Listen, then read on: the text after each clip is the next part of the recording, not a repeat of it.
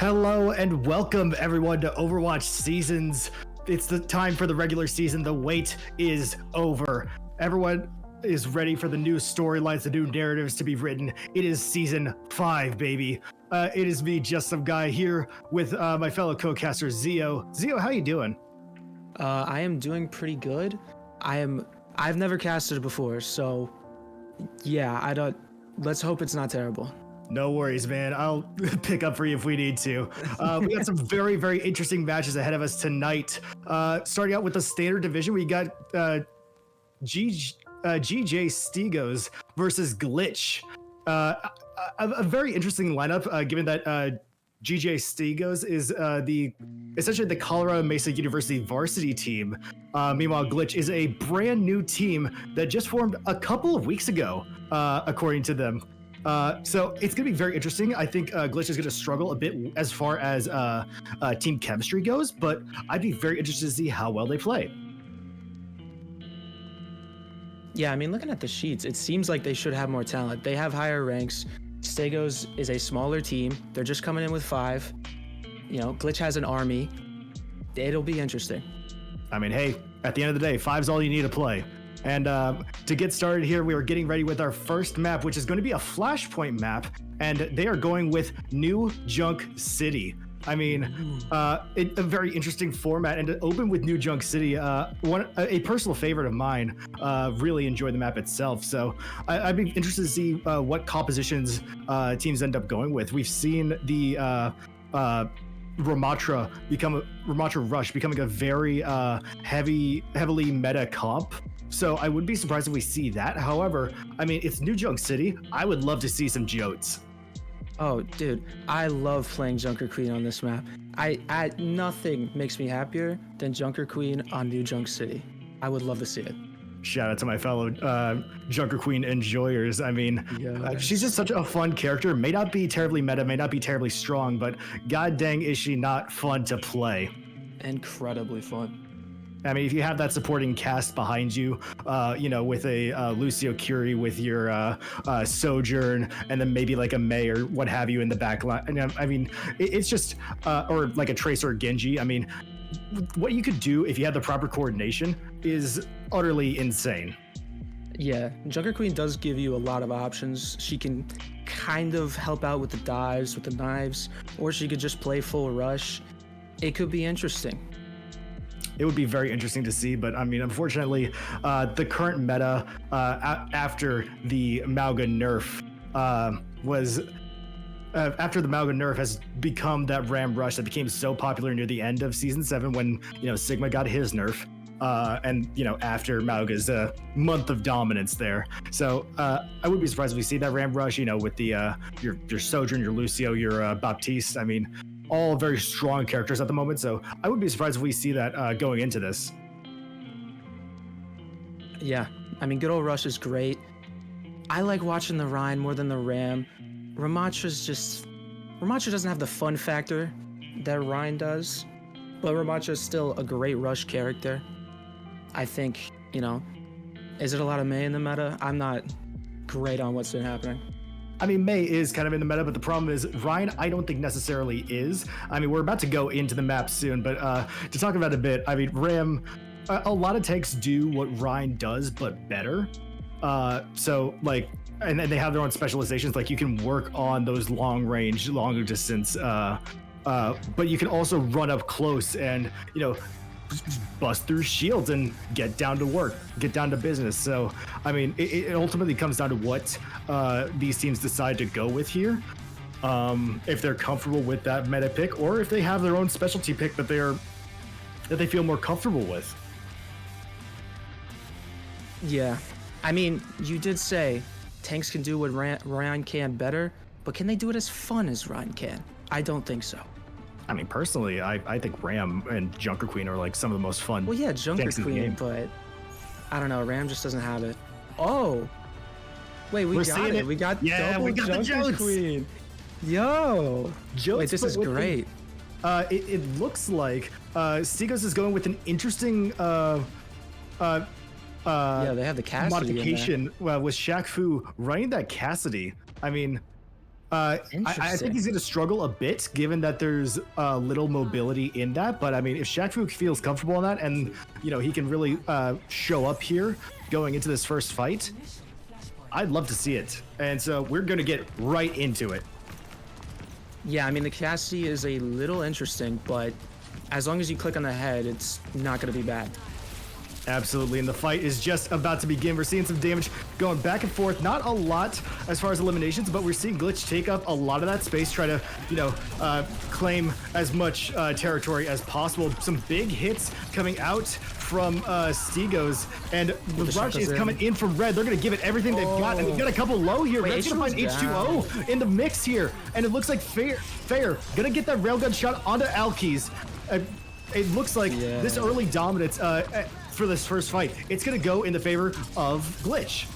Yeah, they just went in, got the supports down. Stegos was trying to play a little more back. They had the Sojourn on the flank, and I don't think that's really what you want to do with Queen Rush. You don't want to sit on a flank and just poke at them when you're on Lucio Kiri. So it's going to be interesting to see how that works. I absolutely agree. I think if anyone is to go for that flank, it would be Light Switch. Just trying to get the off-angle shots, trying to get some railgun picks in if they can. So that would be the only, Sojourn realistically should be the only one going off-angle. Everyone else should be focused in on a specific target, getting all that localized damage in. But, Glitch is going to hold on to this dominance here, and it looks like Absint's going to run in kind of solo here. Not getting a lot of value here, and Red gonna find the pick on the Shaq and Light Switch. Zether opened that up for Glitch and just allowed Red to move in and get those big picks. Yeah, the Sojourn was trying to get on that right side, poked out by the Kiriko. Then Absent just kind of went in alone, and it didn't work out. With no time left, I believe it is gonna be Glitch taking the first point of New Junk City. Going to this transition to the next point, I do see a lot of ults being at the ready. I mean, Glitch has almost all 5 ready going into this. Red gonna fall behind a little bit as Absent does have their Rampage at the ready. But Rampage gonna have 3 ults going into this fight. Yeah, oh wow, it's going straight into it. Trading Kitsunes. Back-to-back Kitsune rushes. Blade. First pick of Shaq Fu with the Deadeye. He's going to find 2. And that's going to be a massive disadvantage here for Glitch going into this. But I mean, Shaq Fu on his own. That's going to be an easy pick for Red. There is the blitz from H2O, though. Going to find Zether. Red's gonna go ahead and rampage it. Very interesting choice, but the Suzu coming out from Alkes is gonna pretty much entirely disregarded. We see Beat coming out from Hypno now. I mean, a lot of ults being committed to this fight, and I don't know if all of them are gonna pick off. Everyone's just pressing Q. Sojourn is back. They've got the ult in. It's not getting anything done. Rampage coming out from Absent here. Elke's gonna find that pick on the Fair with that big dink from far away. Now we have Overclock from Light Switch. So many ults being committed to this fight, and it's still going on. No one's captured this point, and it looks like it's gonna go to Stegos. But at what cost? That was 4 ults for Stegos. All 5 ults used for Glitch. That was just pure chaos. I don't like. The Cassidy ult opened it up. I thought it would be over, but then they just kept trading. No one could get the point. And to be honest, I think Stegos is looking pretty good. They're close to Kitsune. They still have beat. I don't know what Glitch can really do to open this up. They're going to need a pick. Yeah, Alkes opened up and has been showing up here on Kiriko, getting pretty close to that Kitsune rush after using it at the beginning of this fight. They're going to use the Suzu to keep H2O alive, but it's not going to do much as the railgun from Fair going to take them out. Red in danger, no supports near him. He's going to have Pug to reinforce that, but I mean, it looks like Stegos in a bit of danger as they found out of position. Light Switch and Alki's gonna go down. Absent sort of on their own to fend for themselves. Pug gonna take them out with a dink there. And finally, Glitch is gonna retake this second point. Yeah, I don't love to see. I feel like you need to beat there. Like, that's such an easy fight to win. You know, everyone's just ulted. I think you can beat, try to win that fight. I don't know if you beat after you lose 1, but you know, you get it to 80, but now they're gonna have their ults. It's gonna be a lot more even here. I don't know if I like that from Stegos. Realistically, I think from Stegos, this is a good pick. I think H2O would be very favorable in saving their beat for Pug's Kitsune, which is coming up soon, and they do go right away. Counter beat from Hypno now, and it's just going to be a back in fight. The flank again. The Kitsune coming out from Pug, but Shaq Fu finds 2 more with their Shaq Fu with 3 with their Deadeye. And Stegos looks like they're just going to be on an absolute tear here.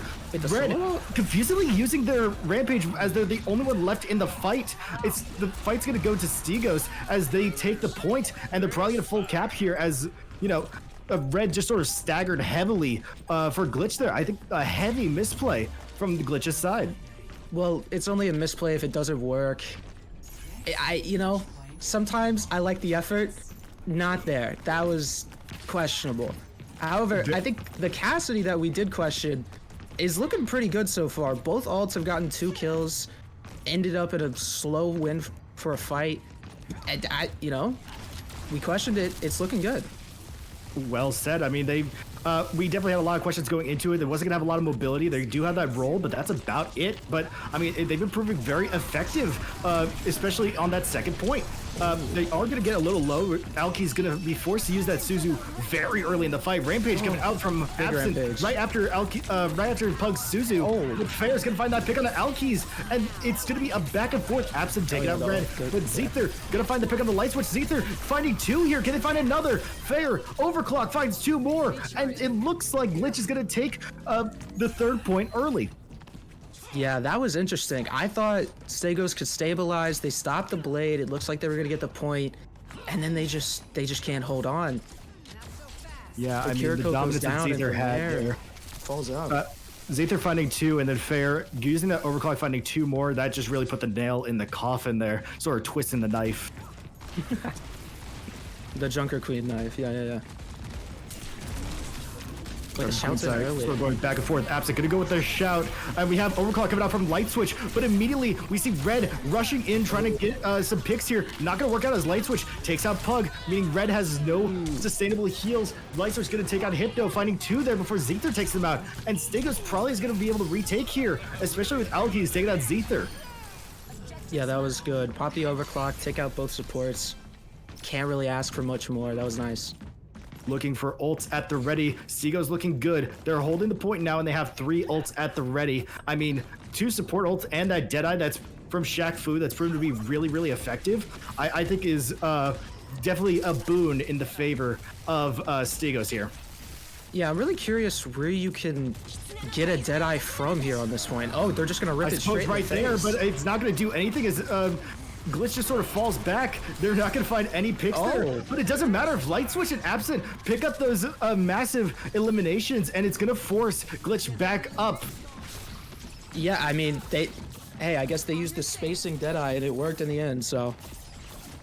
Now you've got 3 ults at the ready for Glitch if they want to retake here. I mean, they've got that Kitsune Rush, and they've got that Blade. I think they synergize that, if anything, and then using the beat possibly as a to keep the fight going, if anything.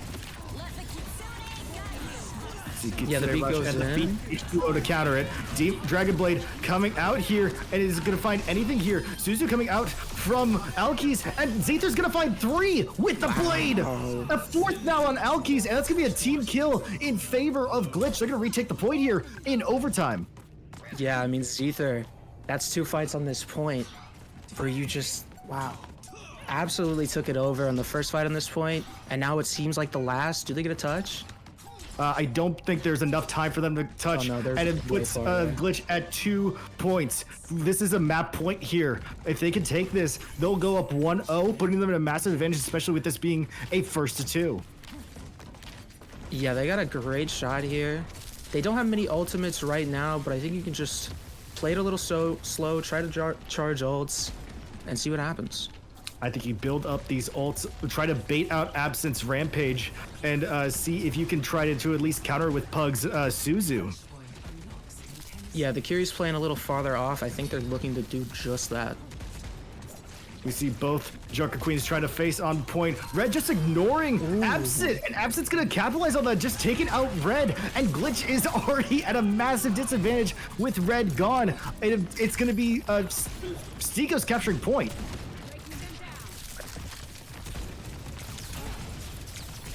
Not what you want to have if you're Glitch. if red is the first to go down, that's just going to be a sort of death knell for your push there.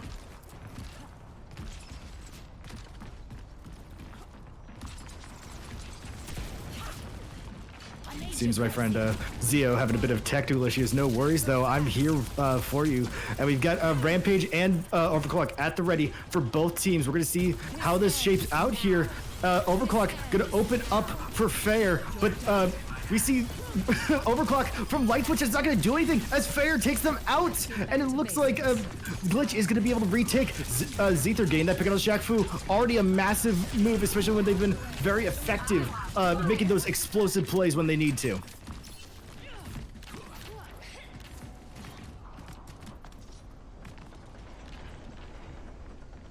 We have Glitch holding on to point here.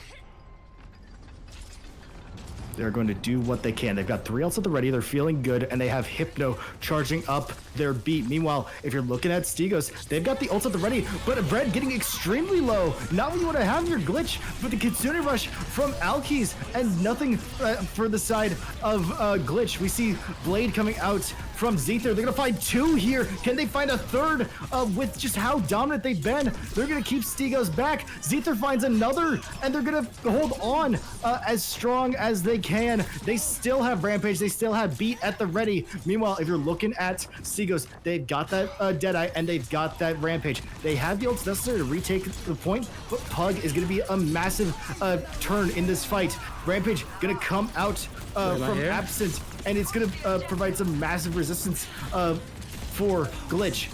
They're going to do what they can. Beat coming out from Hypno to counter the damage done with that Rampage, and Red just trying to find a target. H2O getting the pick on a Fair, but Zether going to find another, and the deflect just keeps going. The deflect from the Deadeye. Zether finds another. That's 3. Zether finds 4. Can they get the 5th here? With the Absent being taken down, that's a team kill, and Glitch will take New Jug City. Yeah, sorry about that one. I don't know what happened there, but Zether just carried. I mean, those last 2 points were all Zether. No worries. I mean, yeah, if you want to highlight someone who has been absolutely dominant so far this series, it has to be Zether, just because they are able to make those explosive plays when they need it. I mean, especially with Blade, they're able to get multiple picks, and I mean, the utter dominance of that movement, you have to, I mean, I just have to appreciate how well she's been doing here. Yeah, that was really dominant by the Genji. You really can't ask much more than that. How many 4Ks was that? I saw at least 2. At least 2. Like, that was just wow. Yeah, I don't know what else you can say except for wow. That was just a very dominant display from Zether. She absolutely knows what she's doing, and I mean, I'm excited to see that performance come up into round in the second round here, which is going to be a push map.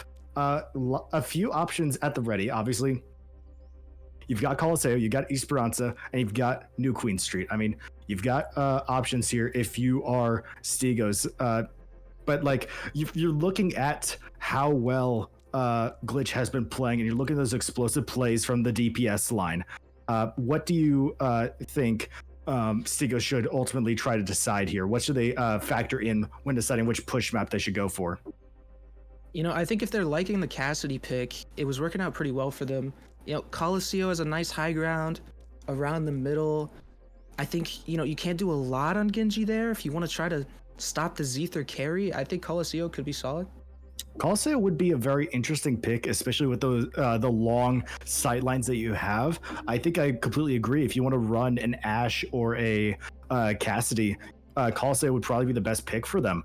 I think that very well said. Genji can work there. You can get those flank picks, but I mean, you get those flanks, you get the workarounds. But I mean, if you're running, it depends on what comp you're running. If you want to run that Jotes again, you can theoretically do it. It's just on Colosseo, it's a lot harder to pull off.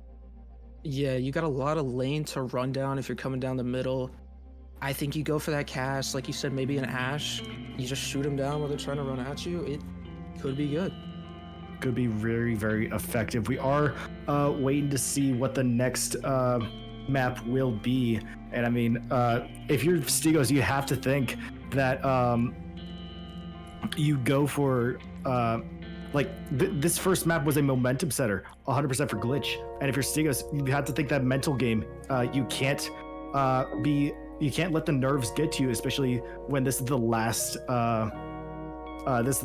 chance for Stegos to win the first game of the season. Yeah, you kind of have to reset after that one. You know, not a lot you can do about a Genji just carrying.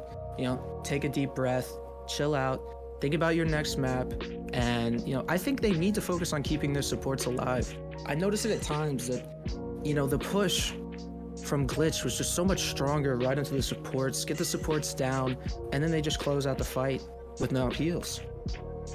Yeah, absolutely. And the plays that they've been making so far. We do know what the next map is going to be, as Stegos have decided to go with New Queen Street. Not what we suspected not what we expected at all. I mean, the common pick is obviously Esperanza, and we were talking about those long sidelines there on Coliseo. This is probably the last pick we were expecting here. Yeah, I'm not sure about, like, I'm not sure what the thought process is here. You know, I think I'd like Genji on this map. I think you could still make the Queen work. This is a little interesting, but they could just trust what they like, so who knows? I mean, that Jotes comp does absolutely work here on New Queen Street. You've got a lot of tight corners, you got a lot of close spaces to work with. I mean, I think that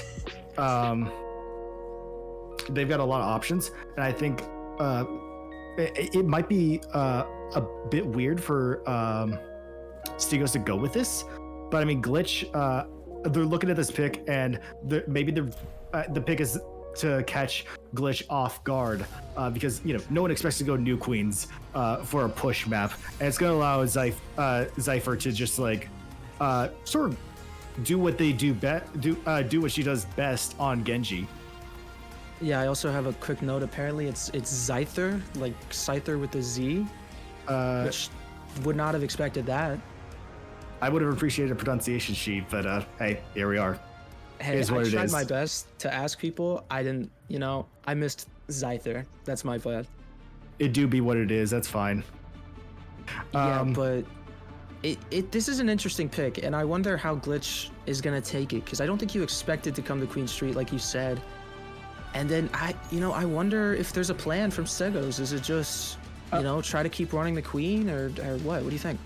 So we're looking at it, and Stegos has decided to go with the sort of Jotes comp, now Shaq-Fu on Soldier 76. But one thing that's very shocking, Glitch going Mauga. Yeah, the Mauga is here with Moria and no. Okay, Kiriko. I got baited. So they're going for a pseudo Jotes comp with Mauga. Moats, perhaps? I don't know about that one, but yeah, they're on the Jotes with Mauga. It's an interesting decision. We'll see how well it plays off. We're getting right into it, and this confrontation on the high ground, it's going to be ultimately a big momentum setter here for New Queens. I mean, we have Red just going to jump on in there, and Fair going to get the opening pick on the Shaq-Fu. Exactly what you need, and the cardiac overdrive from Red is going to keep them alive, as well as the massive heals from Pug, and Glitch is going to take early control of this of TS1.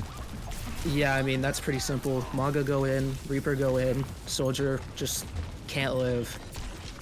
Exactly. There's not a lot of avenues for forgiveness there. We do have a bit of pressure coming onto Stegos, but it doesn't really matter if they can get the pick onto Pug. But Zypher on that Reaper now gets 2 on Absent and H2O, allowing Glitch to just keep this point rolling. Yeah, it looked like a little shaky when Pug goes down, but then Zyther just does what she does, takes out 2, and they stabilize. They keep pushing. Absent. She's gonna swap over to Zarya now. Again, another interesting pick, but I think if you're trying to counter that Mauga, I think that's a good decision. Kitsune Rush from both teams coming out, and the jump in from Red. She's gonna try to do what she can, try to get that damage out, try to get them away from this Kitsune Rush that would have boosted a ton of damage and allowed Glitch to get that front spawn. They don't have a touch, they just get the point. That was interesting, yeah. The Mauga just goes in on the Kitsune, has the beat. It's just, wow. I mean, if you could take that space with Mauga, you absolutely take it. You prevent Alkiz's Kitsune Rush from doing much. But I mean, finally showing signs of life. Stegos gets a couple of big picks here on Glitch, and I mean, Red's trying to do what she can, but they're gonna have to back up, especially with two of their teammates down. The bot is still moving here. I believe that is Zypher pushing it. They got. She's got the Death Blossom at the ready, but I think she just needs to back up, get with the team, get ready to counter Stegos and their assault here. And already some big moves here. Zypher finds two with Death Blossom, and the rest of the team is just able to clean up. Zypher again with those very explosive plays, and Fair finding two of their own. Yes, Zyther just cuts the team wide open. You have the Mauga go into the slam, Reaper drops the Blossom in, and it is just over.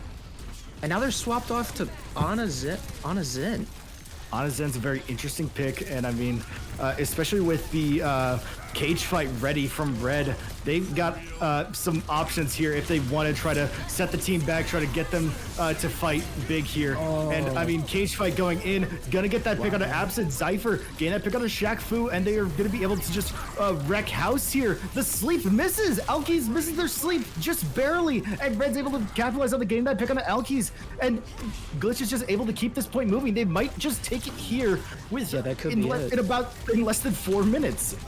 Now there is both DPS ults on the side of Stegos. There's a chance, but the Fair, the opening pick on the H2O. Pug gets that pick on a Fair, fighting two with Alkies. Light Switch is gonna try a desperation overclock here. Not gonna find anything as Red with the charge takes them down, and that should be it. Glitch taking New Queen Street in a very dominating fashion. H2O gonna try to do what they can to contest, but it's ultimately pointless as Glitch, in one of the most dominating matches we've ever seen, is going to take New Queen Street and take the series.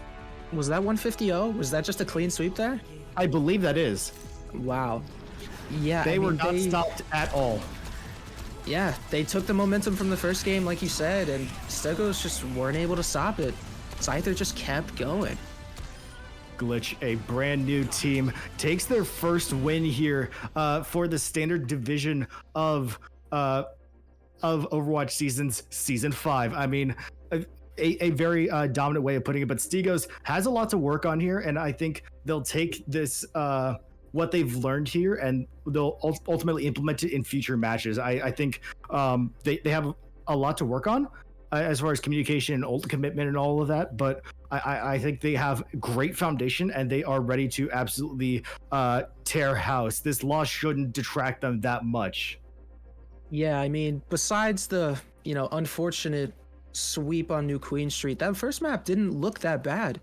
Outside of the last 2 points, it was pretty neck and neck.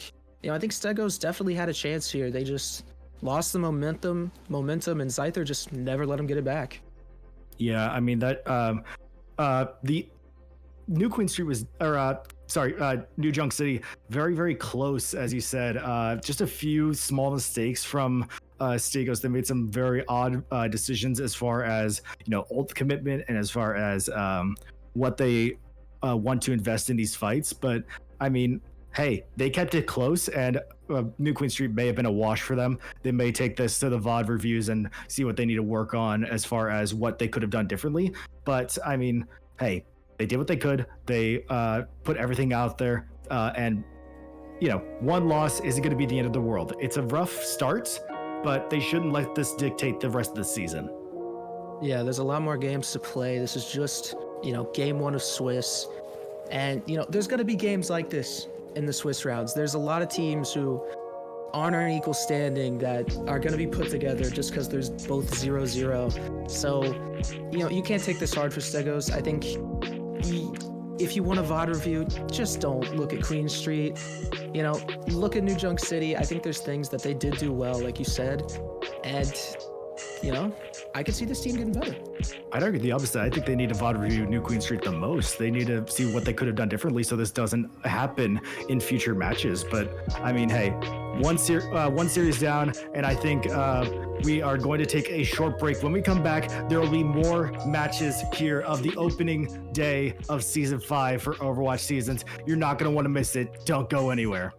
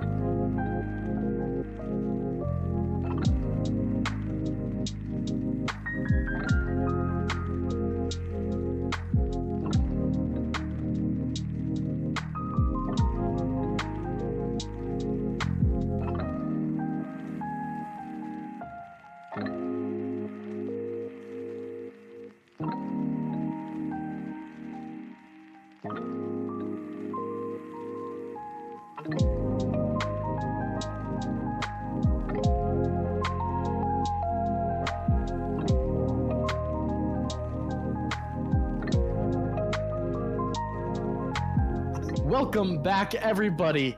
It's Overwatch Season 5. It's Piggles. I'm back better than ever, and I'm with a new face. You guys saw him in the match just before this. I'm back here with Zio. Gonna be our first time duoing, but it is so good to be back today. We have a monster matchup. Trojan Esports versus Mark! Exclamation.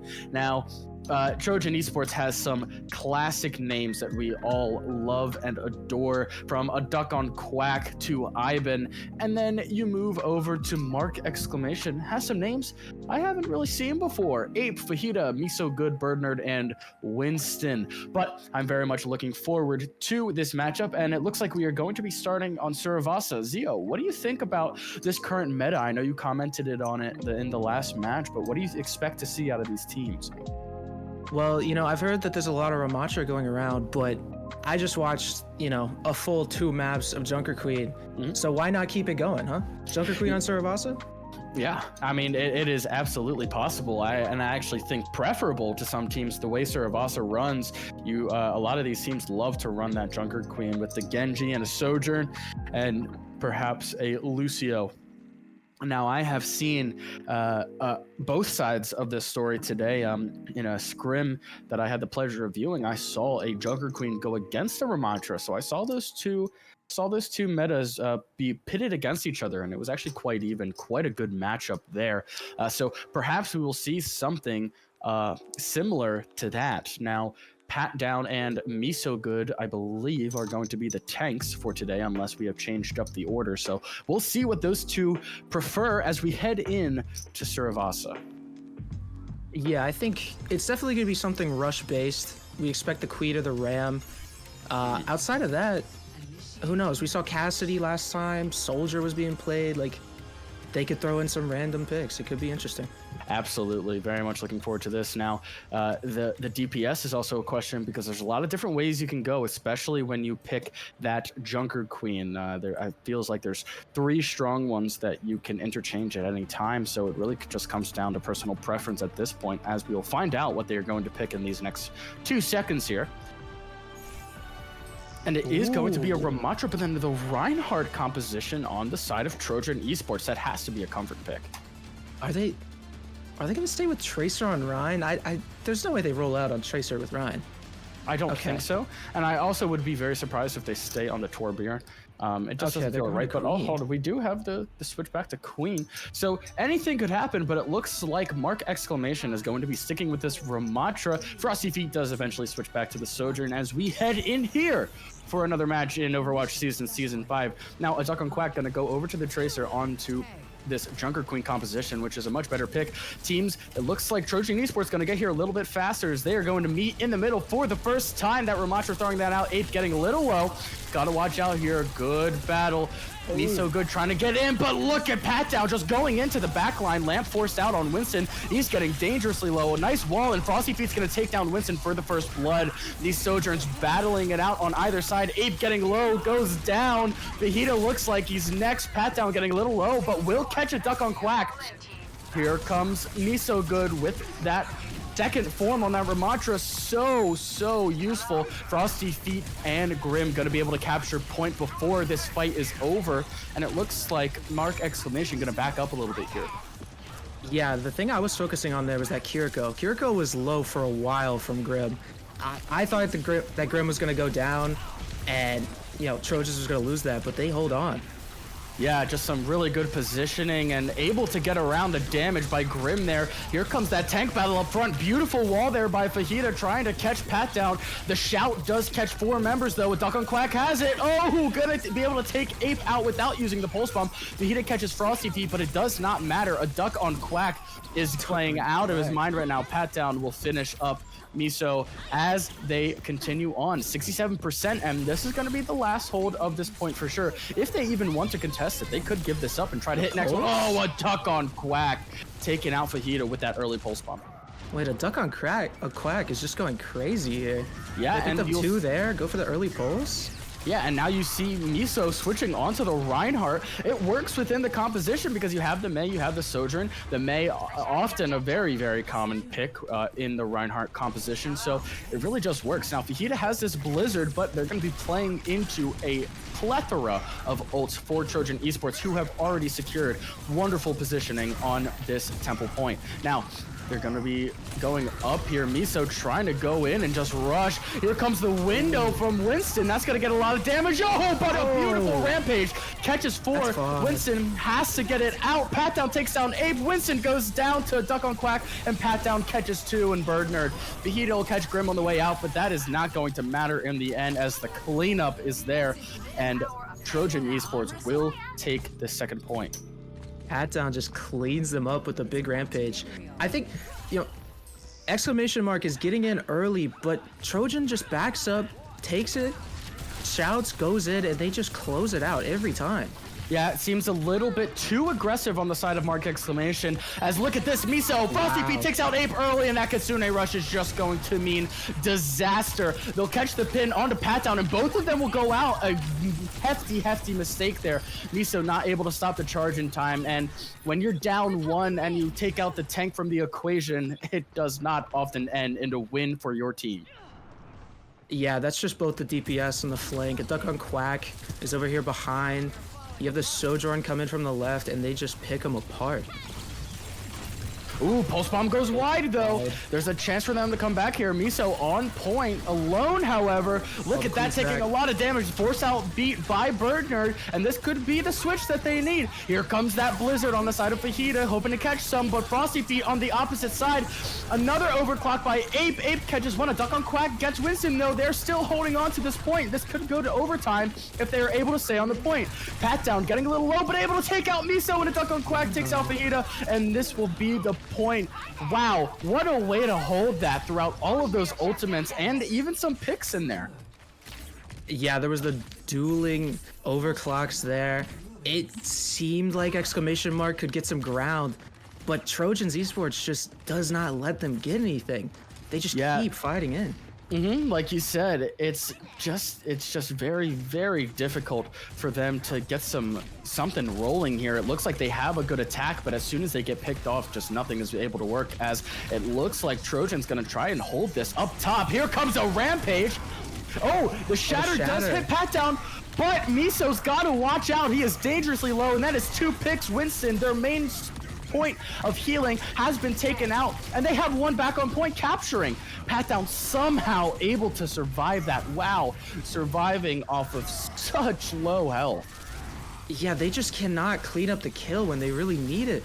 Pat Down gets shattered, it looks like they could turn it around, and Pat Down just miraculously lives. Yeah, I mean, if you're Miso there, you have to be careful with if you're using your Shatter, a Pulse going wide, but Frosty, oh my gosh, able to take out Ape, just dominating the Sojourn battle. Oh, this is not pretty, people. Look away, children, avert your eyes, as Fajita gets the 1 pity kill onto Frosty Feet, but it does not matter as they're already at 50% on this map. Yeah, they just all grouped up in the small room. Pulse Bomb goes in. Even with the Immortality Field, it was just too much damage.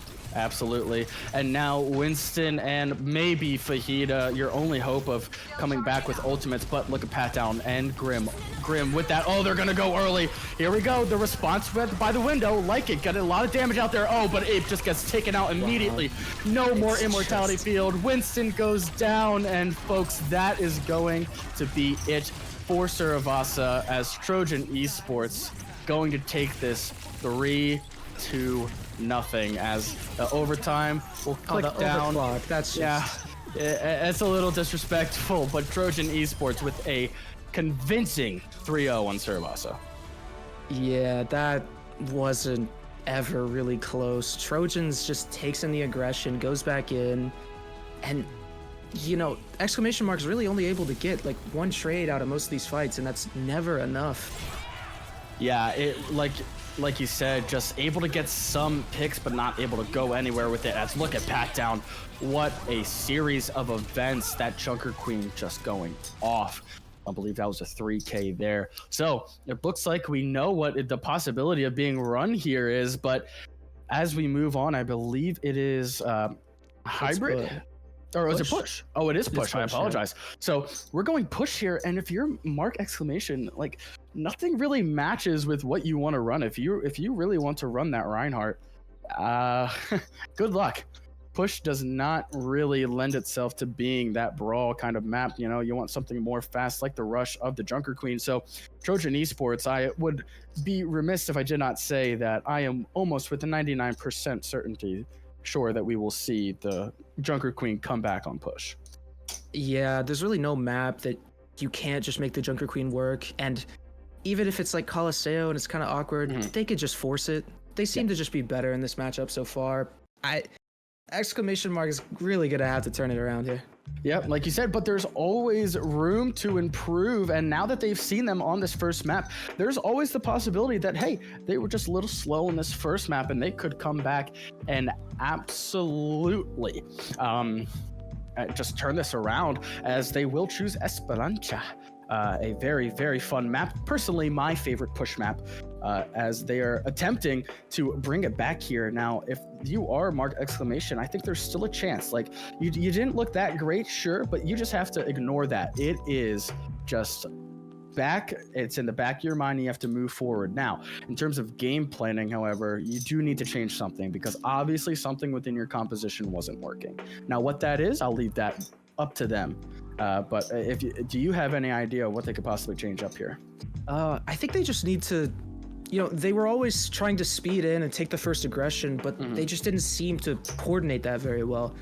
You know, they just, you know, Pat Down was always able to back up, have the shout, re-engage, and they either need to, you know, go even harder and hope that they can get through the shout and get through all the healing and sustain, or just take it a little slower, you know? The queen comp's gonna want to come right into you. You can get a wall. You have the Sojourn on the flank. Like, you could slow it down a bit. Yeah, definitely able to be slowed down. It's a little monkey flash there by Pat Down. I would not complain at all there. Miso, I just got to wonder what they are going to pick here, and we unfortunately will not find out for another 25 seconds, so they're just going to keep us guessing. Now, let's say Pat Down does go that monkey composition. What do you suggest for the side of Mark Exclamation? You know, I saw a Bastion hover there for a second. I think, you know, if they want to run the Bastion Rhine, if they stay grouped, that Winston is not going to have a fun time at all. Oh, no, absolutely not. That Winston loves to pick out characters that are just a little bit overextended or separated from the group. But if they are able to play tight, look at that. Okay, but they do not go for the monkey. However, that Bastion from Ape is going to stay. But that is a huge target for a Duck on Quack. If he's able to get in there, get out quick, deal some damage, that Bastion is not going to have a fun time.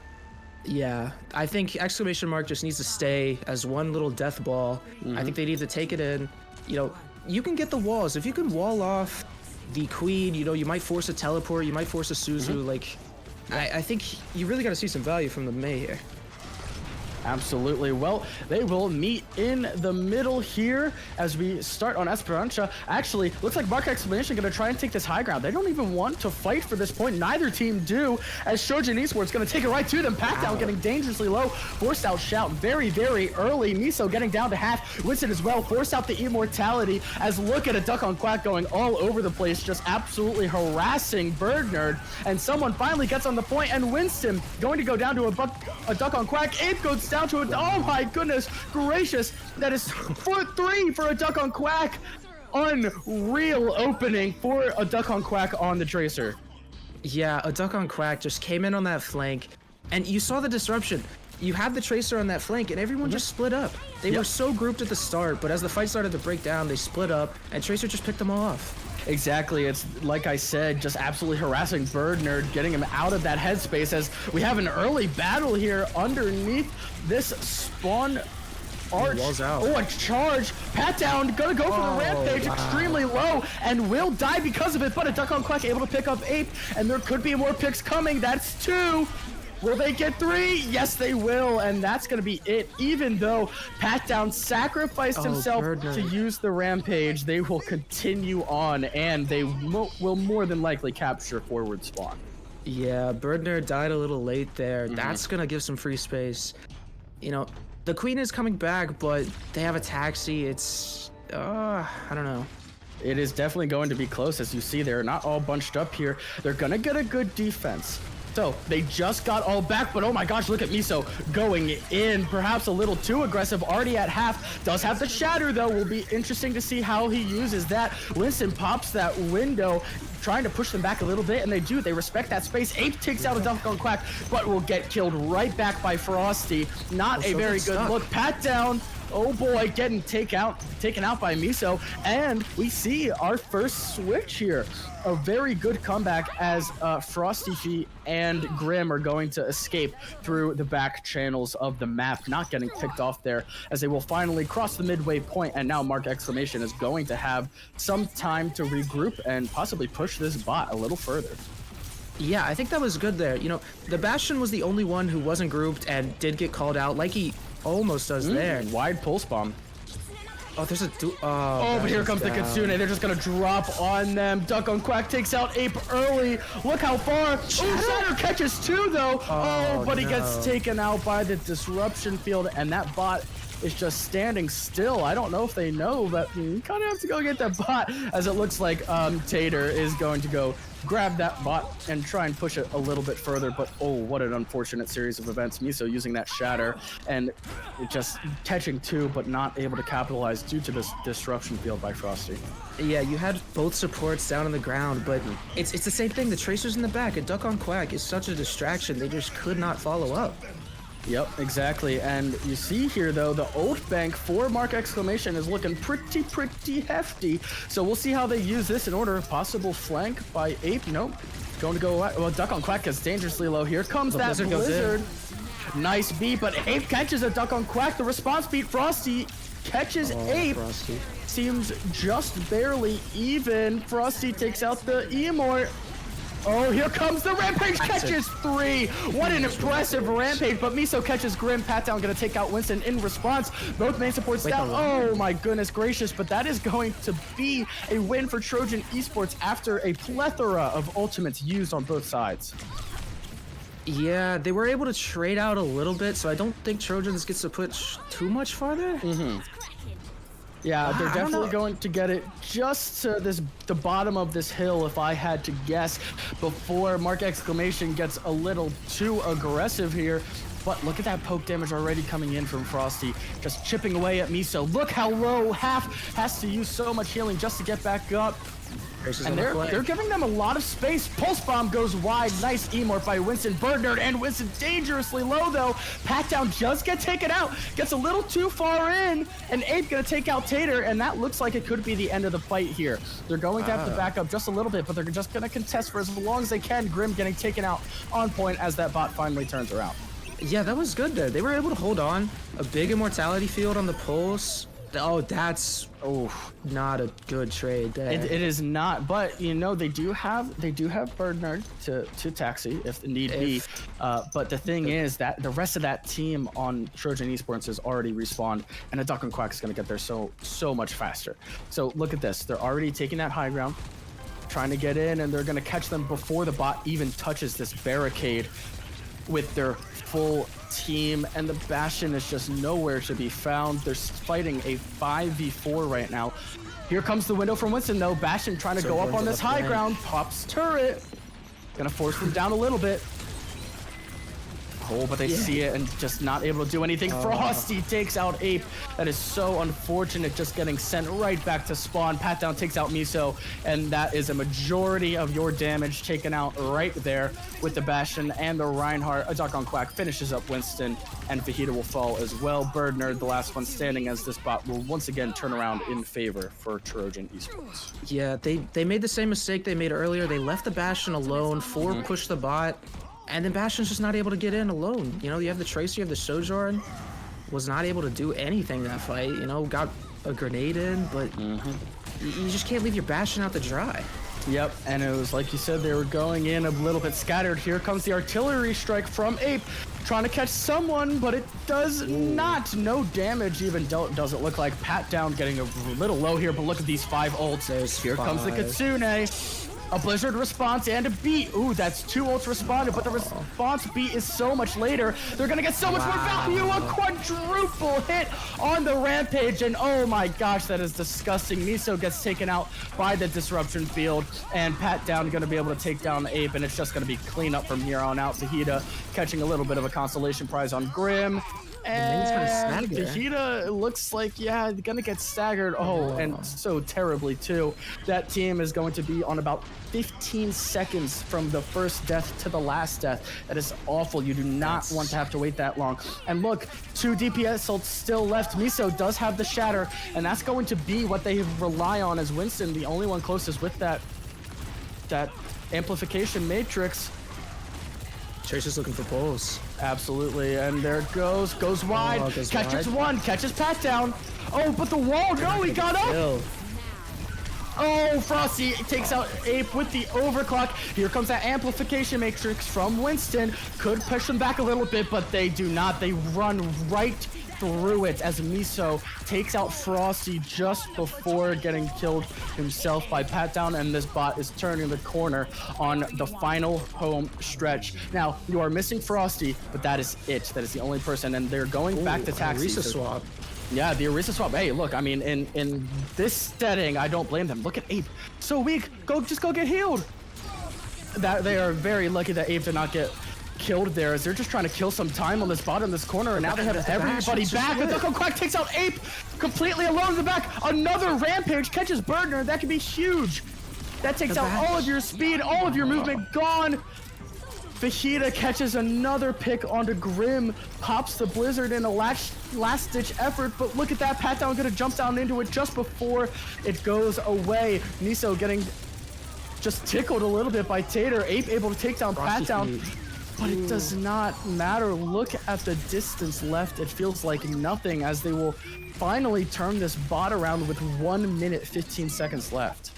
Yeah, they need a miracle push here. They're coming up on ults, but so is Trojans Esports. Yeah, this looks all but over. It really does, but never doubt the underdog, as Mark Exclamation is going to try their damnedest to get this bot to the end goal, as this is looking like a possible final fight here, regardless of who wins. As they're going to fight it before the bot, and it gets turned around. Actually, they need to keep control of this bot. Look at a Duck on Quack just absolutely terrorizing that back line. Oh boy, Ape trying to catch someone off guard. Does not. Fajita gets low. Pat down and a Duck on Quack are very low right now. Low.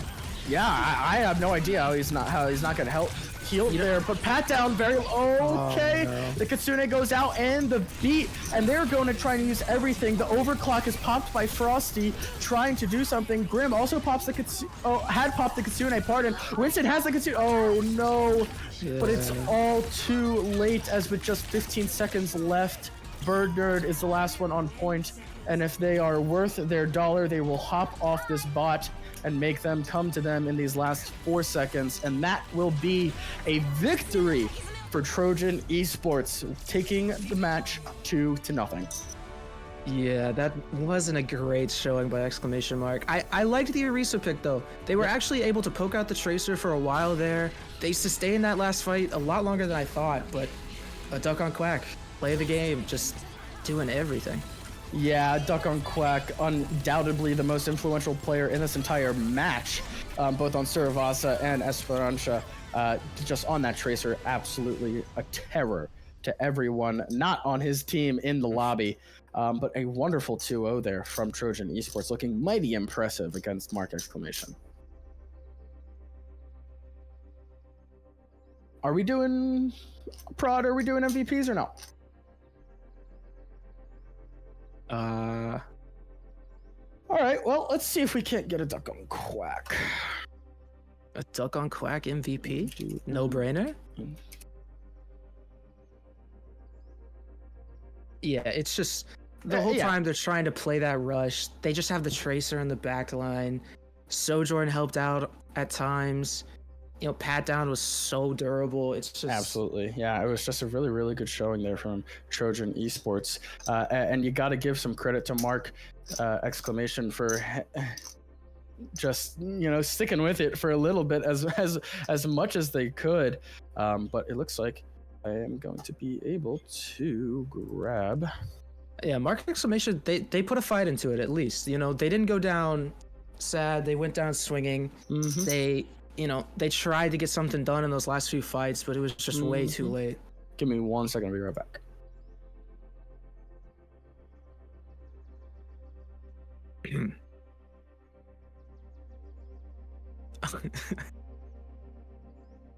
All right, so we're waiting for Trojans Esports MVP of the match, a Duck on Quack, the Tracer, sitting in the back line, picking up the kills, and really the whole time it was all the Tracer. You know, you could talk about Pat Down, had great rampages. You could talk about the Kiriko, just never dying. But a Duck on Quack made all the difference. And speaking of a Duck on Quack, welcome. Congratulations on that decisive victory and your MVP nomination. How was that match for you? The first one of the season. It was great. We've improved a lot as a team, and I'm just happy that we can show it since our last season of being a team. Yeah, absolutely. I mean, I remember seeing you guys. I can't remember exactly when, but that, like you said, that improvement has been tenfold. Now on this Tracer, I mean, what was allowing you to just absolutely pop off like that? A lot of it was just my tank and my other support. My support's just being able to take pressure off of me to allow me to live in the backline. Mm-hmm. Definitely. We were commenting the entire time what a terror you were to the rest of the backline, and they just did not seem to focus on you. Now, moving forward, what do you guys hope to take from this match into your next these next coming weeks? Hopefully we can take our teamwork. We worked really well together as a team, and we communicated really well. So hopefully we can just keep that up. Absolutely. Communication is the key. Well, anyway, thank you very much for joining us for a brief interview. And what a way to start off the season 1-0. Good luck in the rest. Thank you. Absolutely. Well, there you have it, folks. A little interview with your MVP, a Duck on Quack. We will be back for the final match of tonight. And I believe it is an open division match. So we're going to see some heavy hitters when we come back.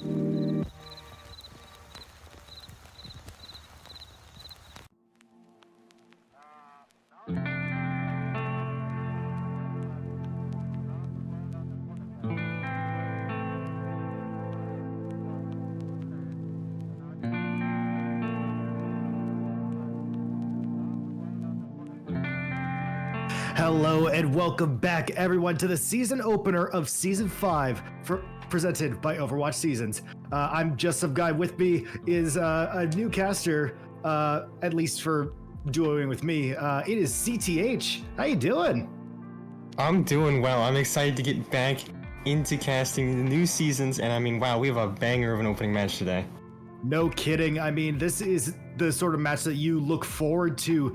It's ICBM versus Divinity Aesir. A bit of a context here. ICBM reigning champions from season 4 and also completely undefeated last season against a very strong new Divinity team. I mean, it is very, very competitive, and I'm excited to see how this all shakes out. And ICBM, I mean, as you said, champions of last season, but also the season before that. So they might be looking for a 3 in a row here, and that would be absolutely insane. But Divinity Aesir, obviously, at least new to me, definitely new to Overwatch Seasons. I'm excited to see what they bring to the table here. Without a doubt. I mean, I think they have a lot to bring. They have a very strong lineup here with Fern at tank, and then you have Suno and Overclocked at DPS, and then rounding that out, you've got Analog and Crazy Mage at supports. I think that's a very strong lineup with the opportunity for a very, very interesting shake-up to this first of 3 series.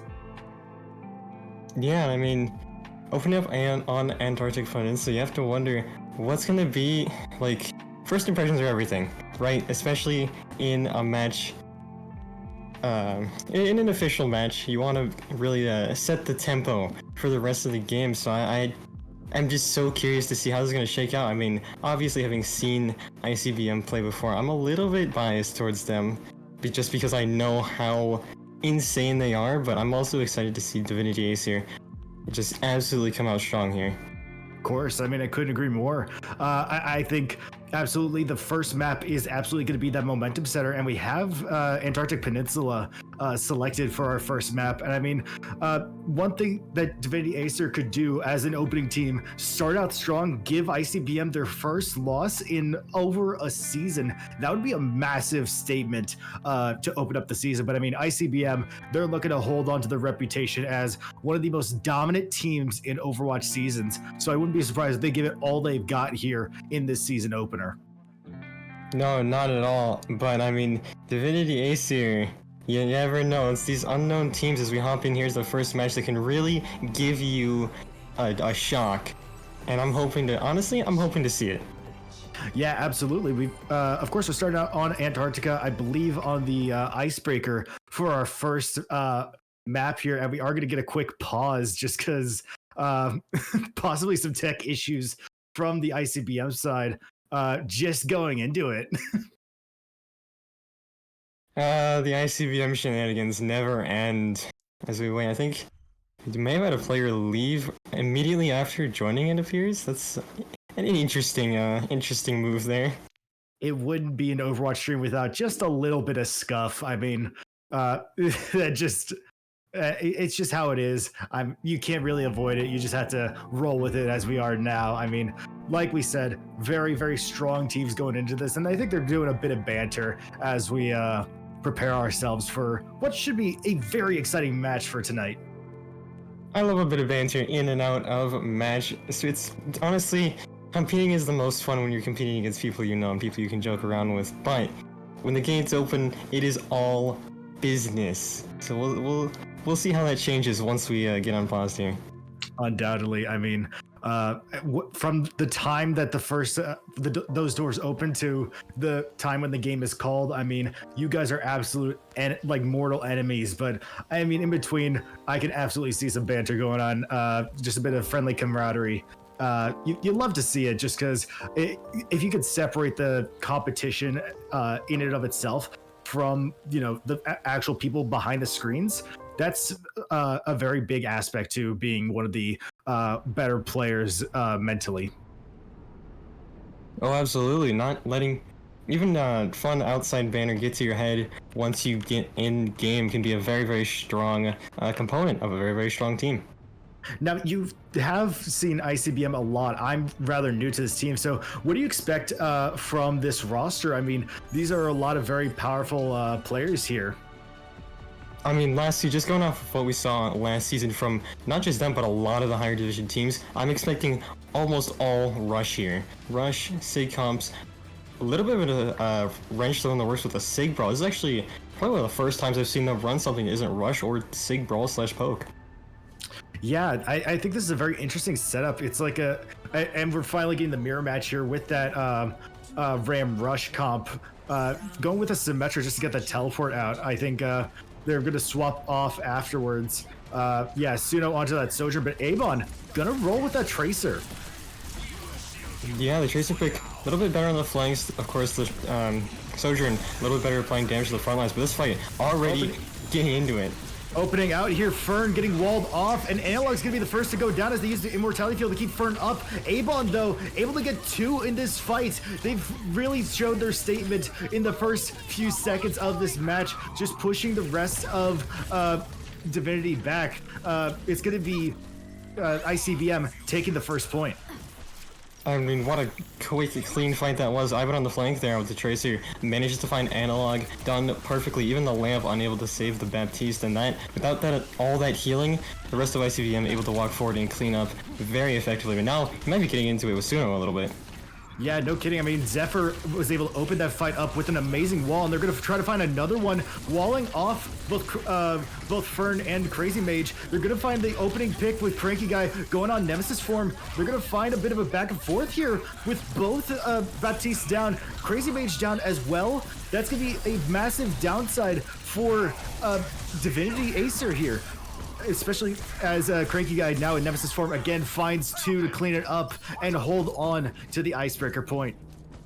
Another just great fight, wonderful wall from Zephyr, splitting off 3 members of Divinity on one side and 2 on the other, and then Cranky Guy able to walk in with the Nemesis form and clean house. Of course, Ivan there on the flank, doing so much damage into that choke just makes it so hard for Divinity to be able to get anything done, and they need to find something in order to bring this map back. They're at a massive disadvantage though, as, I mean, you've got ICBM with almost 5 ults at the ready, and they're just pushing this team back. They've go ahead with the Blizzard and the Pulse Bomb. Pulse Bomb, they have to use that Immortality Field to stop that, but Annihilation for both teams comes out. Cranky Guy with the first pick on the Analog, and it's just gonna be a back and forth brawl here. Cranky Guy getting down low, Crazy Mage having to use beat to keep Aesir alive, as well as just keeping Fern alive to survive those annihilations. Very big ult commits from both teams. I mean, all 5 ults from ICBM. Yeah, and it's gonna bring Divinity an advantage, but they have to get on this point quickly, and an amazing wall might not let them. Amazing wall. The Blizzard's gonna come out from Overclock, so you're gonna find a couple here, but Cranky Guy with this Nemesis form is gonna put them at a massive disadvantage. They lose their tank and they lose Baptiste. They only have Overclock, who's been putting in a ton of work from Aesir. They're doing what they can, trying to get Sordin out of that fight. Avon, though, getting that pick out of Crazy Mage, is gonna have to put pressure onto Overclock to try to drain out this overtime. We got Cranky Guy with the Doomfist trying to get back quick so that they can at least keep Aesir from recontesting, but it just doesn't matter, as Avon and Sorton did the work that they need to and kept Aesir off the point. And that was honestly probably the best way that fight could have gone for ICBM, obviously taking the map, but the 2 ultimates that Divinity had available were just not able to find enough. I think the overclock from Suno just wasn't able to find the backline, and of course the shutdown by Ivan meant that it didn't last for very long, and then I believe it was a Blizzard that was also available for Overclocked, unable to find much with that as well. I think the wall going up in the middle dome really might have set them into a panic. Just try to get back on the point and fight as a team. I mean, Overclock did find some big picks with that Blizzard, but ultimately that just came down to it was down to Avon and Sorton to just keep the fight going, and they did, and they were able to win that round. Now, ICBM going for a Jotes comp here, and I'm a massive fan of this. We do see Cranky Guy getting walled off, though. They will survive, but at the cost of their Immortality Field. Zephyr gonna get the opening pick onto Suno with Avon on the flank, getting that pick on the Analog, and it's gonna force Aesir back. Sorton getting that pick on the Crazy Mage, and it's just down to Fern and Overclocked. And just as I say that, both of them are down, and ICBM will take early control of the second point. And I mean, another amazing fight. We're going to see the immediate swap over to the rush comp. This is kind of what I was expecting from ICBM in the beginning. Kind of surprised to see no Sig here, you know, useful to control the high ones, but I mean, this is something that they were very, very comfortable on. Of course, the Baptiste, a little bit of a variation from the Kiriko, but I mean, without hit, with not being able to run down, as I say that, our Lancer gets kind of pushed out. They're trying to run it down, and Crazy Mage is gonna get a pick, and they're whittling down ICBM here. Aesir doing a fantastic job. Fern just applying that pressure onto Cranky Guy, and not allowing Cranky Guy to get any opening here, as Aesir is just going to retake this point. And this fight still holding on. Actually, Fern still goes down to ICBM, even though control the point goes over, and this is why the Baptiste is not normal, because if they swap to a rush comp, Arlanta can get run down very quickly. But it looks like ICBM have managed to turn Arlanta, of course, making the swap over to the Kiriko, more standard comp, and Ivan and Cranky Guy are in the lines of Divinity. That point only lasted for about 10%, and ICBM already touching Splendor. Yeah, Rampage coming out, and Cranky Guy getting some massive picks. They're gonna find 2 here, and Arlanta's gonna get Analog there just to shut down what Aesir had. They did a fantastic job at really retaking the momentum there. Arlanta with the clutch save with the Suzu onto Cranky Guy kept them alive and allowed them to get that pick onto Fern, and that just allowed ICBM to just get back into the fight and just retake. And a great blade immediately countered by a beat, and a beat in return from Sorton. Still gonna find Zephyr with the blade's gonna find 1 at least. Rampage from Fern is going to get the pick onto Cranky Guy, but Zephyr finding 2 here, just whittling down Aesir. They're doing a fantastic job at stalling the point. Zephyr finds a 3rd now. I don't think it's gonna be in much left from Aesir as Avon gets that pick on a Crazy Mage. We're gonna have Fern trying to contest that point, but that's going to be it. They have the shout health, they have that over health, but not much more as Suno, as Sorton able to get that pick that they need. And oh no, the blade from Overclocked immediately shut down.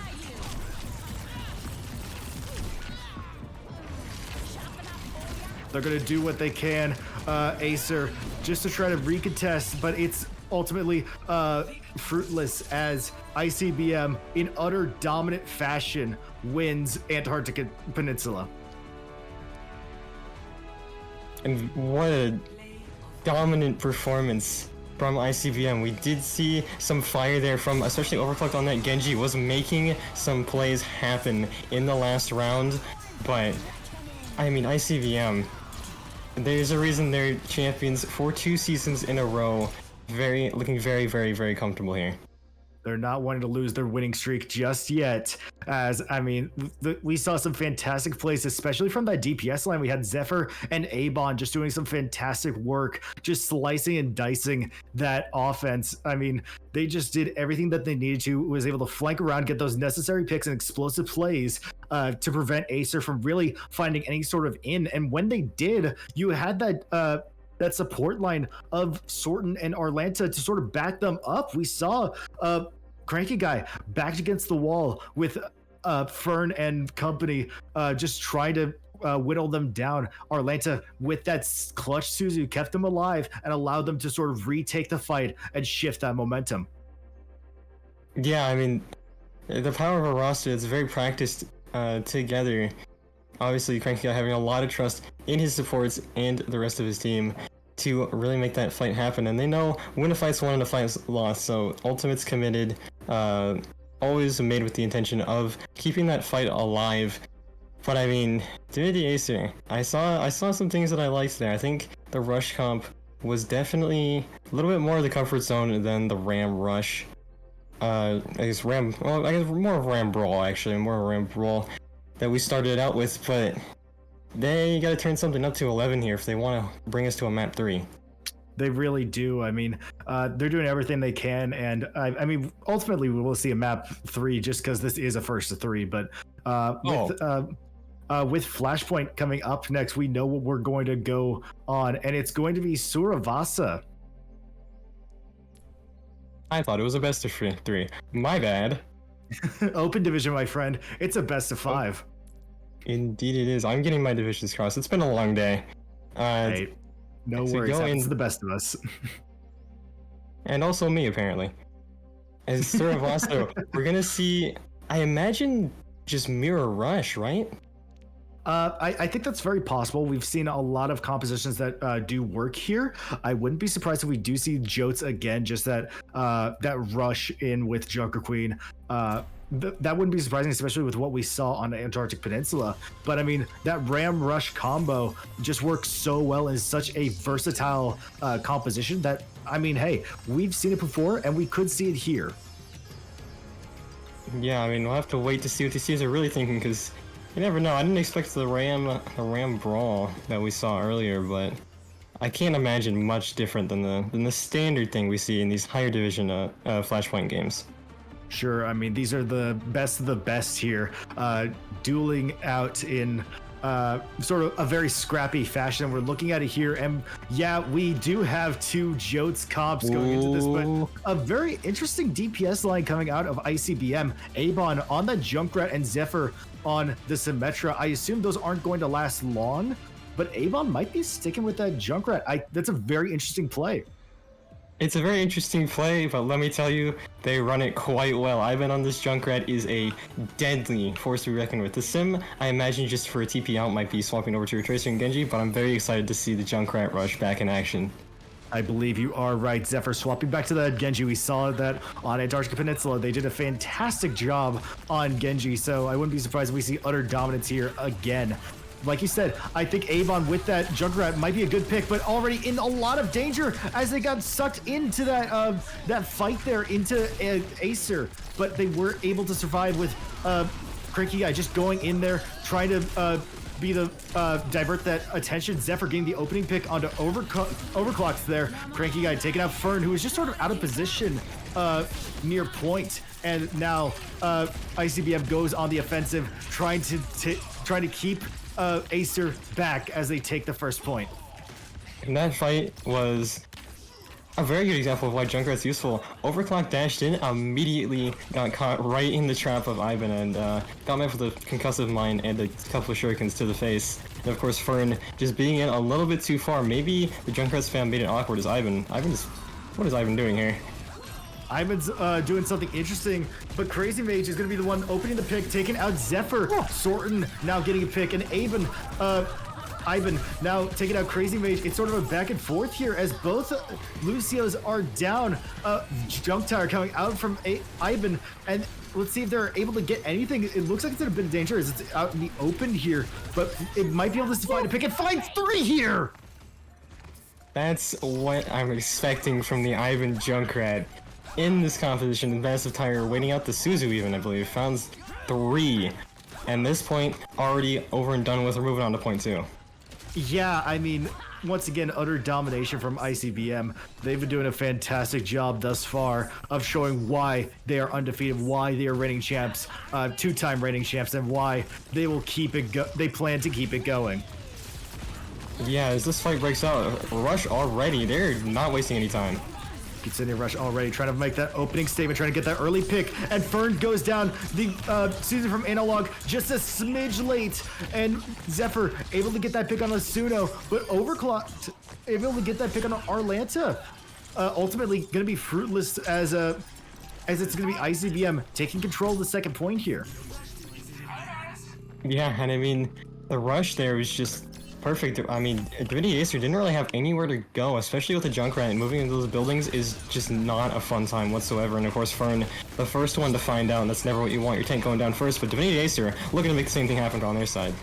They got 4 ults. They already used Kitsune Rush early. Not going to find much, but forces ICBM back onto point. Now Rampage for both teams at the ready. They could just go ahead and use it, but Dragon Blade from Zephyr's going to come out as well as from Overclocked. Crazy Mage going to go with the beat, and all ults from Aesir come out. Overclock getting that pick on the Zephyr. Rampage now from Cranky Guy, and it's just everyone press Q now.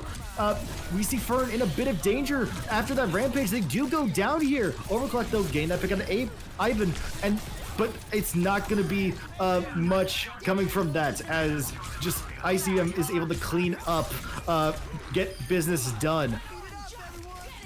Yeah, unfortunately, the rampage from Fern was pretty big. Did find a couple members of ICBM, but there was just no real way for them to follow up on it. And then Cranky Guy, with the rampage in return, just found enough for ICBM to finish cleaning up that fight very easily. This close spawn here might give Divinity some trouble. Absolutely. I mean, Divinity gonna have a bit of trouble as the next point is going to open up here. We do see Ivan go down to Suno, just in a really bad position there. As I mean, Aesir just sort of closing in on ICBM here.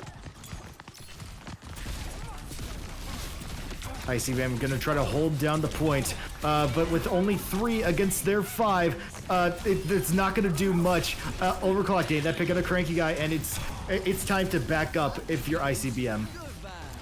Yeah, unfortunately, the catch there on 2 members of ICBM is just way too much for them to be able to hold on to the hope of capping this point first, and it will be Divinity Aesir finally getting some control on the point. Let's see, they're in a great position here with some really good ults with this tire. This tire proven effective last time, got 3 eliminations. I don't know if it'll be the same here. Suzu goes out early, probably to counter Cranky Guy, get that pressure on. But I mean, that tire's still there, could get a pick. No, tire unfortunately was dodged by Analog. But I mean, the rest of ICBM, they're making stuff happen elsewhere. Doesn't really matter as Kitsune Rush comes down. Cranky Guy finding 3 on that attack there. Retaking point and finally getting some progress on point 3.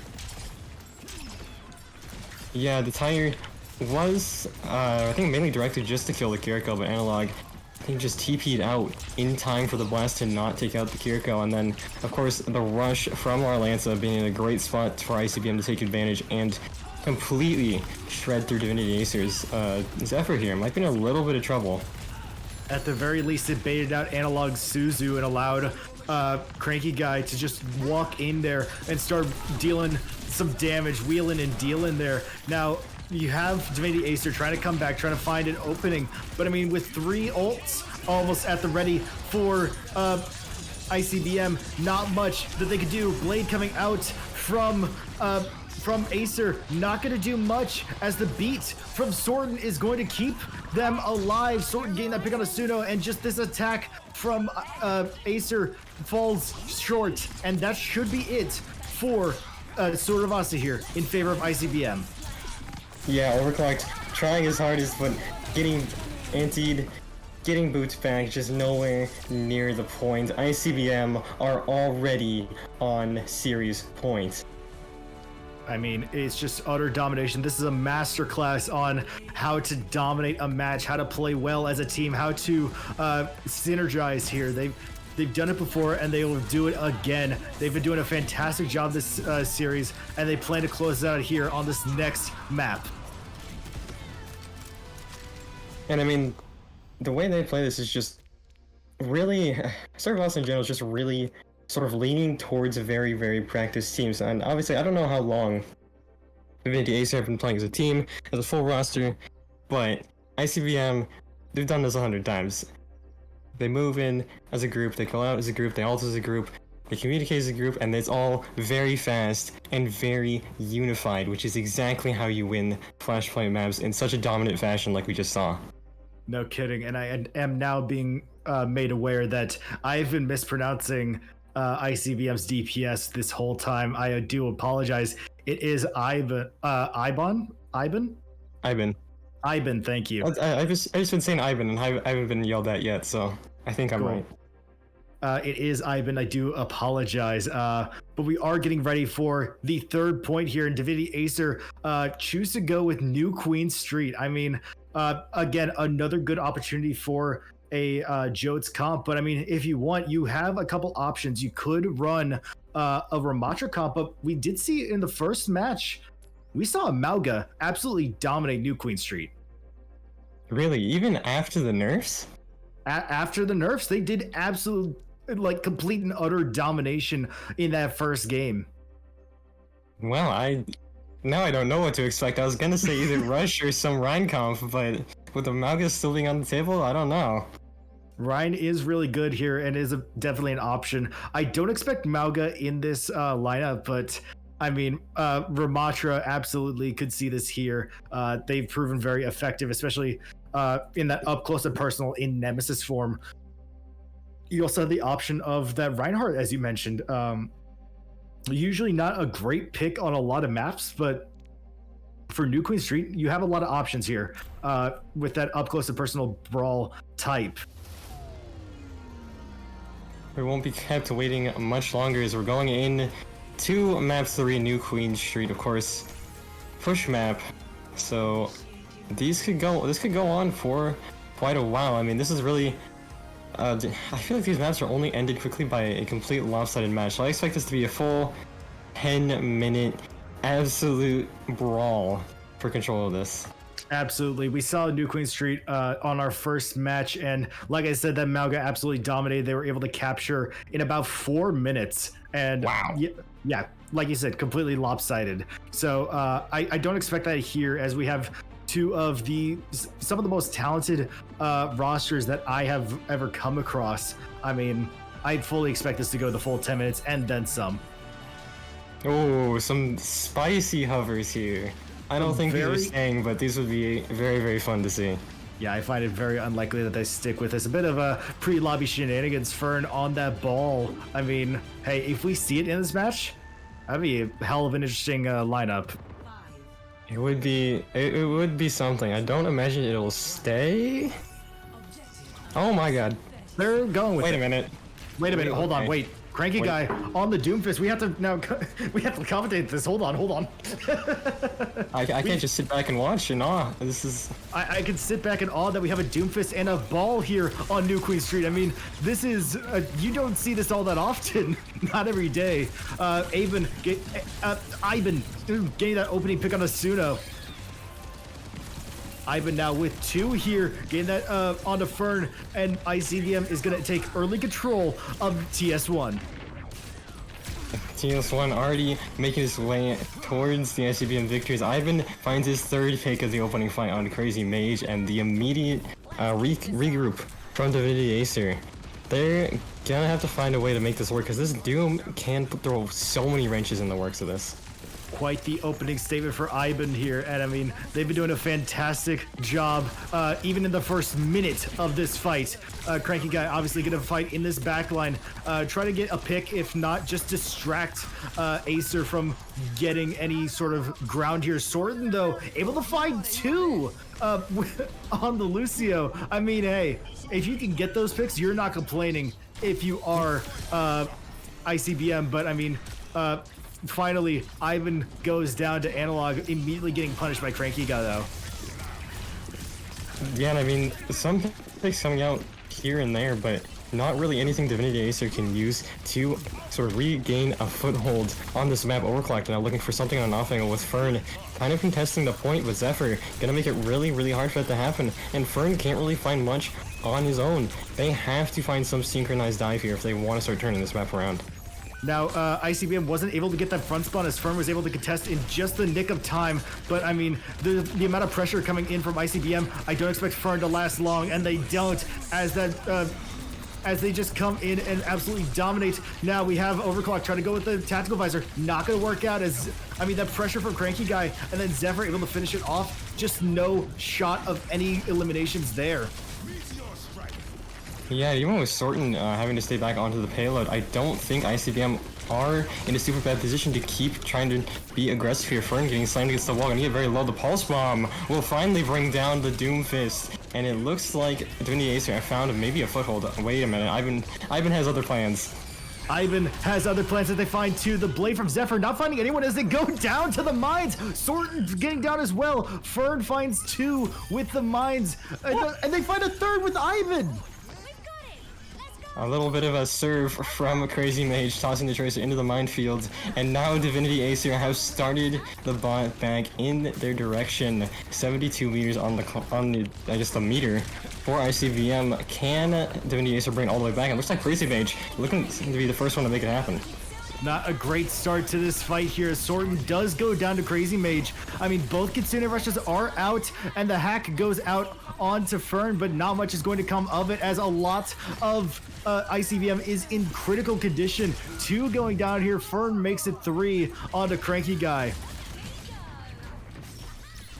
And Ivan dropping as well just means that ICBM gonna have to back out and recontest another time. We're seeing the snowball starting to build in the favor of Divinity Aesir now. Some pretty solid ultimates coming online. Of course, the beat, the pulse bomb, and that minefield. You will be shocked by how fast a really good Wrecking Ball player can build those things. And we'll see if they can use it to keep this train rolling.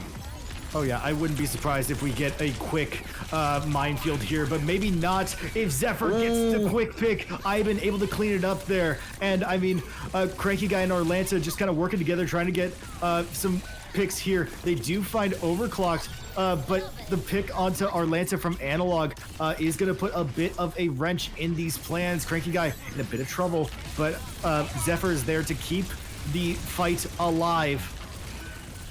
Cranky just sends it in a little bit too far and gets punished for it. The bot will make it to the barricade, but not much further as Fern. Now the only tank standing on the map will start pushing it the other direction. Yeah, Cranky Guy will have the benefit of that front spawn, but unfortunately, they will not have it for long, as the point will move back to neutral site. Maybe not yet, as Ivan gained the pick on Overclocked. They're gonna keep this rolling. Minefield coming out from Fern. We saw it get 3 last time. Can it get a pick this time? Not quite, but Pseudo able to get that pick on the Cranky Guy. That's exactly what Aesir's looking for if they're trying to find a foothold in this fight. I will say though, you have ICBM 4 ults at the ready, close to 5, and I mean, you have to think they have something cooking here. Yeah, I mean, EMP, basically a death sentence for Fern if they should dive in. They can support with Doomfist. Now we have a Doomfist mirrors though. The Kitsune Rush is giving Divinity Aesir everything they need to get this spot going in their direction again. Yeah, Cranky Guy's just trying to get out of there with his life. He might not be able to do it though. They just barely survives there, able to get what they need. And ICBM gonna regroup with all 5 ults at the ready. If you're looking at, and a big opening pick on the Analog. They're trying to get some chip damage in there. It doesn't pay off, as Cranky Guy just sort of jumping in, getting this big damage. They get a pick on the Overclock, trying to go in the back, and we have Fern going down to Sorton, and now Crazy Mage is in danger. Analog and Suno are there to pick him up, but ultimately this is an utter disaster for Aesir. Yeah, I mean, ICBM always able to find the one pick. I mean, normally you would look at this and think, oh, they're kind of split, maybe this fight won't go so well, but each member working together pretty well to find picks that will completely mess up the plans of the Aesir. Now Overclocked. We see Tac Visor come out again from Overclock. Not going to find anything again, as the beat just prevents anything from happening. Ivan getting 2 picks here, 1 with the Pulse Bomb, 1 without, and they will keep moving this point forward. Cranky Guy with a bit of BM as they're sitting in front of spawn here, but they're just doing what they can. I think they are trying to use their Meteor Strike possibly to take out a few people, but they don't even need to. Crazy Mage going down to them as well, and they will keep moving this point forward. This might be it here. And it looks like no one is able to touch the Meteor Strike, just use for cosmetic effect, and ICBM pick up the map and take the series 3-0 in such a dominant fashion. I mean, they did everything that they needed to, and I mean, credit to Aesir. They made it competitive. They did everything they could to at least make it competitive, make it respectable here. And I mean, Fern finding 3 with these mines was definitely unexpected, I think by everyone in that lobby, but they did what they could. They picked up the win. ICBM picked up the win, and they start the season 1-0. And what better of a start can you really ask for, making a statement that, hey, we're still here to play, we are still as much of a threat as we always have been. But Divinity Aesir definitely showed a lot of promise, and I mean, the season isn't over. You can definitely build up and improve, and maybe we might get a little bit of a re-challenge later that could be absolutely insane. We were talking about this in the past, absolutely. Earlier in the stream, we said one loss isn't going to be the end of the world. It's completely fine if you take this loss early in the season. Don't let it set the tone for your season. I mean, Aesir did a fantastic job. They just went up against an absolute juggernaut in ICBM to start out the season. So they'll at least get some easier matches as we go in to the next round of the Swiss matchups here. But I mean, obviously the loss is going to be rough, but I don't think you take this with too much. You don't take too much from this other than, hey, we just go next. We'll take a look at the VOD review, see what we maybe could have done differently, but ICBM is just such a dominant team that there wasn't much we could have done. Yeah, definitely going to try to make the best of it, but I believe that is going to be it from us here today. Yeah, I believe it is, unless we have anything else. MVP. That's right. If we do, if we are going to do an MVP, I think without a doubt it is going to have to go to Ivan. For me, at least. I think either Ivan or Zephyr. I mean, credit to everyone on that team. It's kind of hard to pick an MVP, but for me, it's Ivan. They absolutely showed up here in this match and showed up and showed out, made some big explosive plays, and I think they really deserved it in my eyes. I mean, you're not going to get any argument from me. Ivan, absolute role star in the DPS here today. Great Tracer play and great Junkrat play. Not something I thought I'd really say very often. Of course, and I with that dubbing of the MVP, I mean, hey, congratulations to ICBM for opening up the season strong, and credit to Aesir, of course. They did what they could, and you know, a rough 3-0 loss, but it is what it is. You have to take it with you know, you have to take the punches and move on. So with that, I believe that is going to do it for the opener for season 5 of Overwatch Seasons. I mean, this has been a absolutely fantastic night of some very interesting matches and some very interesting and some very fun storylines getting written up here. I mean, I'm excited to see how these all shake out. Yeah, absolutely. This is going to be an absolutely insane season, but yeah, like you said, that'll be it for us today. Yeah, of course. Thank you all so much for watching on behalf of Overwatch Seasons. I'm JustSomeGuy, with me, CTH. This has been the season 5 of Overwatch Seasons. Thank you all so much for watching, and we'll see you tomorrow.